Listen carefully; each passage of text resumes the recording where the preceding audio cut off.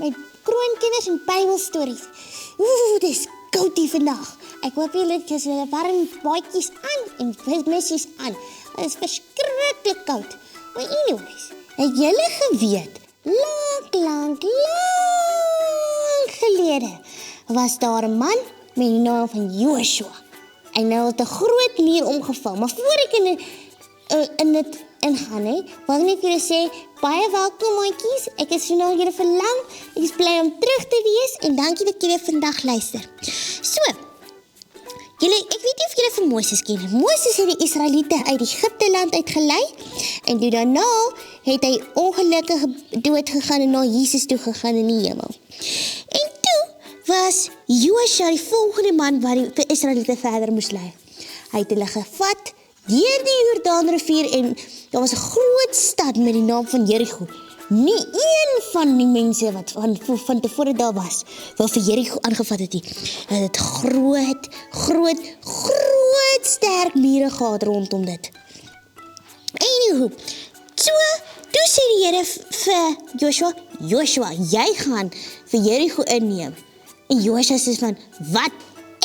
Nee, ouma, ek gaan nooit vir Jericho kan inneem nie. Ons kan nie, ons is hopeloos te min.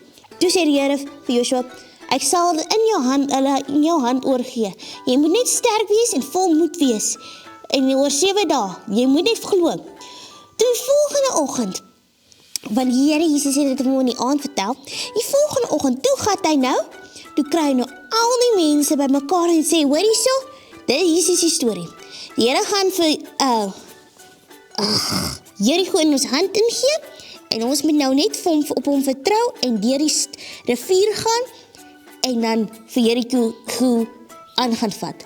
Die mense sê toe, hoor hierso, dit het nou net onlangs gereën, kan jy sien, ons gaan verdrink. Toe gaan praat die Joshua met die Here en sê, Here, hoe gaan ons nou deur die rivier gaan? Kyk hoe oorstroom dit, ons kan nie daar deur gaan nie. Toe sê die Here vir Joshua, vat die hoofpriesters. Weet julle wat 'n hoofpriester is? Hoofpriesters is die mense wat amper soos pastore, maar net bietjie meer belangrik. Ag ja, ek gaan nou nie te veel in dit ingaan nie. Anywho, so toe vat Joshua nou die mense, want hulle het die ark van God gedra, waarin die 10 gebooie in was. Toe stap hulle vooruit, en toe hulle sodra hulle voet in die water is, toe split die Jordaanrivier, amper soos die Rooi See. Toe gaan hulle daar deur, toe slat hulle tentjies op, en hulle wag nou vir die Here se volgende opdrag. Toe kom die Here weer na Joshua toe, en hy sê, ek wil hê, voor môreoggend vroeg, dan stap julle 1 keer om die muur, en dan gaan rus julle. Okay, Here, ek sal dit doen, sê Joshua. Hy wonder toe, ek dink hy het gewonder wat op dese aarde die Here weer in sy mou voer. Anywho, toe gaan hy nou, en hy gaan nou toe gaan hulle almal, vat hulle al die Israeliete en die soldate, toe stap hulle 1 keer om die muur. En onthou, die mense van Jericho sien dit toe, hulle is soos van, en hulle lag uit. Hulle lag vir Joshua en al sy manne uit en sê, ja, ons muur is te sterk, jy gaan nooit, ooit, dit sal in ons stad kan kom nie.